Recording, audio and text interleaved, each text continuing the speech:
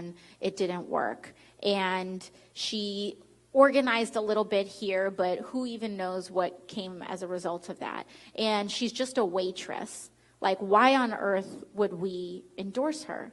When literally there were only two choices, and the other choice was not anywhere near this group's political alignment. And literally what I saw when that email was forwarded to me was my inner voice.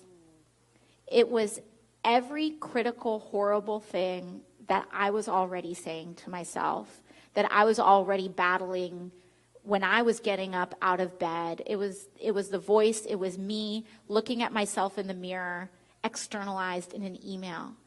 And that moment was actually really freeing, because I read it and it was like, you know, it's your worst fear. It's especially when you feel like imposter syndrome. It was your worst fear, feeling like someone was going to find you out as like a fraud.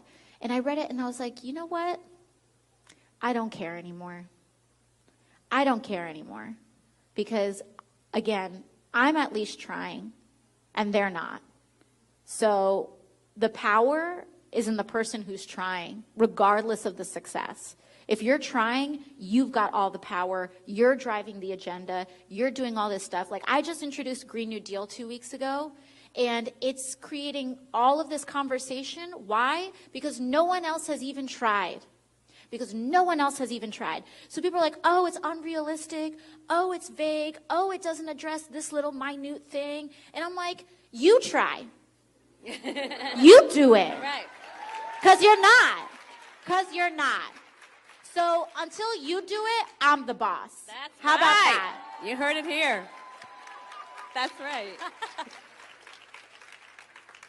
Let's talk about you being the boss. So children being forced to the center of the Green New Deal debate, effective strategy or bound to backfire. Let's bring in New York City public advocate candidate Nomiki Konst and the former governor of Arkansas, Mike Huckabee. Great to have both of you with us tonight. Hi, Shannon and Mike. All right, I want to play a little bit of what the Congresswoman had to say on Friday about the fact that she says, listen, everybody's coming after my Green New Deal, but they're not proposing anything. So in the meantime, here's where things stand. And I'm like, you try. You do it. Right. Because you're not. Because you're not. So until you do it, I'm the boss. That's How about right. that? Governor, she's the boss. I love it. I thought when people get elected, they were servants, not bosses. I'm just startled by this. But listen, I don't want her to stop talking. I want her to continue to be the voice and face of the Democratic Party, because nothing is going to be more helpful to Republicans and specifically to President Trump's reelection than continuing to have this kind of stuff going on as if it's to be taken seriously. And her comment about maybe people shouldn't have children because it would affect climate change. I mean, that's as over the top as anything I've ever heard. I'm going to say maybe liberals shouldn't reproduce, but those of us on the other side think it's okay. We'll continue to enjoy our kids and grandkids. All right. Well, Nomiki, to that point, you know, she's talking about the threats to the environment. Has talked about 12 years left before the planet implodes. Well, there are new estimated costs on this Green New Deal, up to $93 trillion. The data says that's a cost of $600,000 per U.S. household. They said if you taxed every household in the U.S. earning over $30,000 a year at 100%, in 10 years you still couldn't pay for it. I mean, that sounds like, if those numbers are anywhere in the ballpark, I mean, that's a threat to kids' futures too. Well, the whole concept of the Green New Deal, that's just flawed. The whole concept of the Green New Deal is that the wealthiest of the wealthiest, the 0.1%, are the ones who pay the taxes, because they're the ones who are really endangering our environment. These multinational corporations who are really causing emissions to release. I mean, the developers in New York, let's just start with that. New York City, which had a hurricane just a few years ago, in which people still don't have their homes in parts of Brooklyn and parts of Queens. In New York City, the place that generates more wealth than anywhere on the planet, they still don't have homes because of a hurricane. We produce, most of our emissions comes from buildings. The real estate developers barely pay any taxes, and they're the ones who don't want to crack down and retrofit their buildings. So when you look at the big business, it's the people who don't want to pay taxes. The big business doesn't want to pay taxes. But Nomiki, this it's is not saying going to be on average you people. tax people who make $30,000 and up. That's not the Green New Deal, though. But That's everyone not the who Green New makes Deal. $30,000 or up, you'd have to take 100% 10% of their income for 10 years. Green New Deal. And you still that didn't is pay the for Fox it. News version That's of the not the Fox Green New News Deal. version. This is the American Action Form. It's not ours. Exactly. A random organization. The actual policy of the Green New Deal is to tax the elite who are really endangering the next generation. Governor, and I am saying this does include the top tax earners. It's $30,000 and up, Governor. And still you're not going to get there. It's totally unrealistic. It cannot be done. You can't take away every single productive piece of profit that people make. You know, the year before that Ocasio-Cortez was born, in 1989, there were people who said that if we didn't take immediate and drastic action to get rid of fossil fuels, by the year 2000, the whole world would turn into a great, big, complete ball of fire. Well, guess what? We somehow got through the year 2000. Now, I'm not saying there's not a climate change, but on the other hand, I thought the whole idea that liberals believed about selection, survival of the fittest and the selection process was that we are always adapting to change. I guess that's not the case. All right, final word to you, Namiki, quick.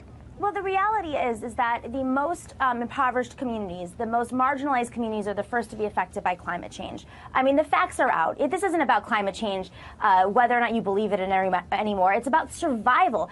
We are over-consuming. We're overpopulated on this planet. Our water, our fish are not healthy anymore. And that is because we are polluting, whether it's the air pollutants or the chemical pollutants. I mean, this is what's affecting the next generation. Namiki. And the largest generation in history, if they have children, that is going to continue to overpopulate. Okay, so we have to be more responsible. No more kids?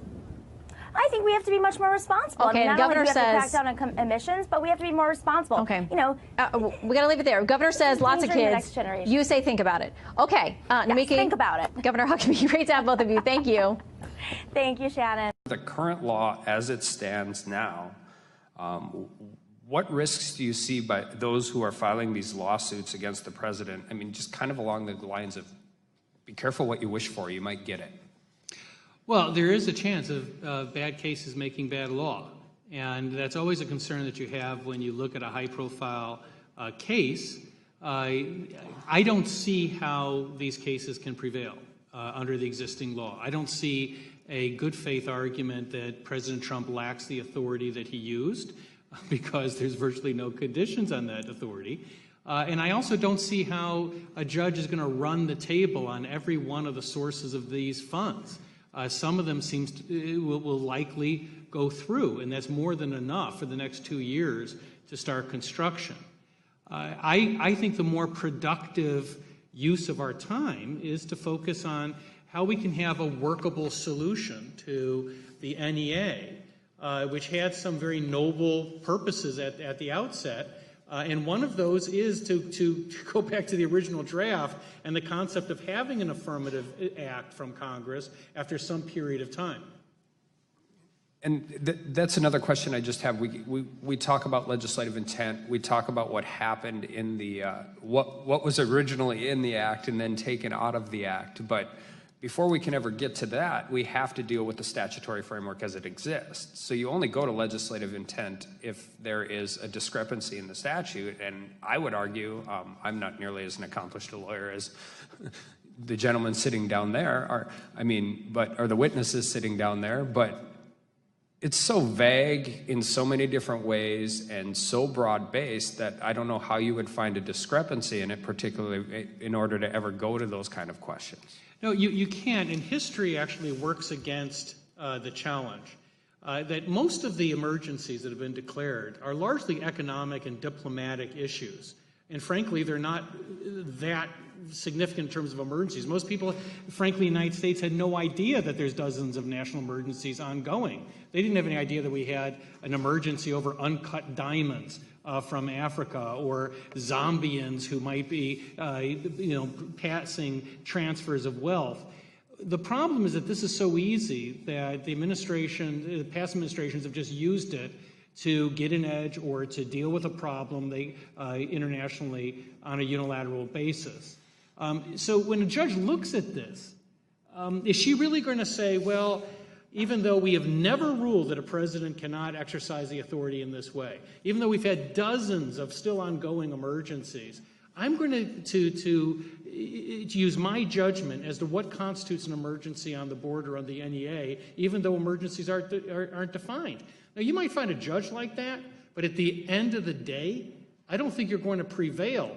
I mean, that's what judges are not supposed to do. They're not supposed to substitute their judgment for what's an emergency. And when people say, look, well, it's not an emergency because look how the numbers have declined. There's less than 400,000 people being captured or arrested along the border. Once again, a judge is going to say, look, it's not my job to say that 1.2 million is an emergency and 400,000 is a problem. Elections have consequences. This president ran on this being a national security concern. He won, and he declared this as a national